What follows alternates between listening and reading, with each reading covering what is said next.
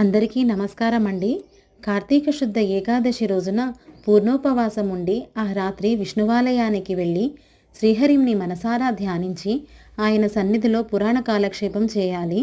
మరునాడు బ్రాహ్మణ సమారాధన చేసిన ఎడల 1,000,000 యజ్ఞముల ఫలితము కలుగును.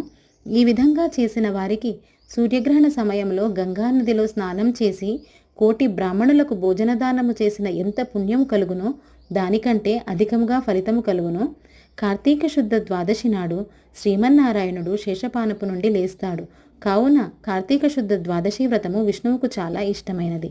ద్వాదశి నాడు యజ్ఞోపవీతములు దక్షిణతో బ్రాహ్మణునికి దానమిస్తే వారు ఇహపర సుఖములు పొందుతారు.